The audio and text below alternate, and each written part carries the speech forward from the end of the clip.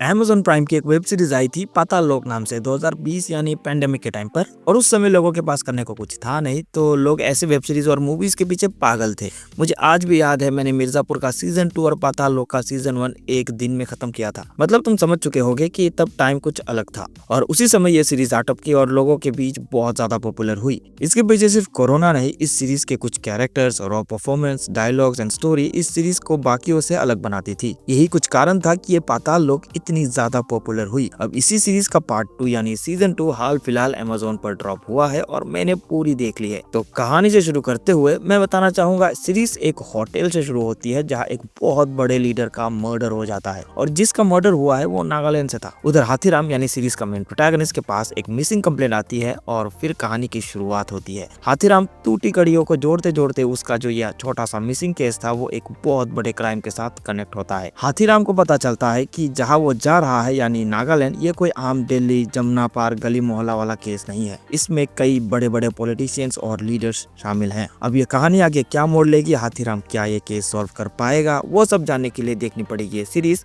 पाताल लोक। अब सबसे पहले मैं कहना चाहूंगा भाई, मैं भी नॉर्थ ईस्ट से बिलोंग करता हूं, तो मुझे बड़ा मजा आया था देखकर कि पाताल लोक जैसी सीरीज हमारे नॉर्थ ईस्ट में सेट है। वैसे भी नॉर्थ ईस्ट के ऊपर कहा रोज रोज सिनेमा या सीरीज बनती है। अब इस सीरीज का जो पहला सीजन था वो क्राइम ड्रामा पे ज्यादा फोकस कर रहा था। वही ये जो सीजन 2 है वो पॉलिटिक्स और अपने क्रिएटिव स्टोरी लाइन के ऊपर ज्यादा फोकस करती है। तुम्हें ये एडमिट करना होगा कि इसका सीजन 2 सीजन 1 से कम्प्लीटली अलग है। इसके बाद है सीरीज की स्टोरी, जहाँ सस्पेंस इतना बढ़िया तरीके से मेंटेन किया है कि तुम सारे एपिसोड्स एक ही दिन में खत्म कर लोगे। कम से कम मेरे साथ तो ऐसा ही हुआ। ये सीरीज बिंज वॉच करने के लायक तो है भाई। सीरीज की स्टोरी इतनी अच्छी तरीके से लिखी गई है कि कोई भी सीन अगर तुमने मिस किया तो शायद फ्यूचर में तुम्हें प्रॉब्लम हो जाए। कोई भी फालतू के सीन नहीं डाले गए, एक एक फ्रेम तुम्हें ध्यान से देखकर आगे बढ़ना होगा, नहीं तो आगे कंफ्यूज हो जाओगे कि यहाँ हुआ क्या। उसके बाद भाई मूवी का प्रोटैगनिस्ट जयदीप अहलावत की परफॉर्मेंस ऐसा था कि तुम इन्हें हाथीराम चौधरी से ही याद रखोगे, इनका असली नाम ही भूल जाओगे। इनका डायलॉग है, चौधरी अगर चौड़ नहीं दिखाएगा तो चौधरी काहेगा। यानी भाई सीरीज में एक से एक डायलॉग्स हैं जो बहुत ज्यादा फनी थे।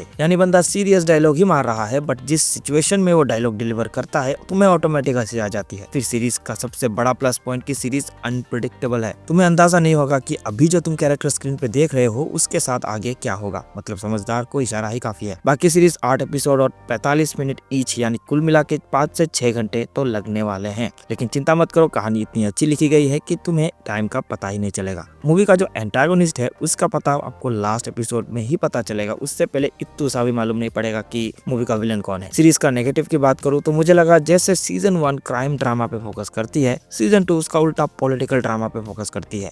मतलब थोड़ा दिमाग आपको सीरीज के साथ लगाना पड़ेगा, जिसके लिए क्रिएटर्स ने अपने ऑडियंस को रेडी नहीं किया। बस ये एक छोटा सा नेगेटिव पॉइंट लगा मुझे, बाकी सीरीज काफी अच्छी है। बाकी बात है मूवी की रेटिंग्स की, तो सब कुछ देखते हुए मैं इस मूवी को दूंगा एक स्ट्रेट 8 आउट ऑफ 10 स्टार्स की रेटिंग। बाकी तुम अपने ओपिनियन कमेंट सेक्शन में बता के जाना कि अगर तुमने ये देखी है तो तुम्हें ये सीरीज कैसी लगी। और हाँ, यह बात का ध्यान रखना कि ये सीरीज 18+ है। बाकी चैनल को सब्सक्राइब नहीं किया तो चैनल को सब्सक्राइब करना ना भूले। मैं मिलूंगा आपसे अगले किसी वीडियो के साथ में, तब तक के लिए गुड बाय।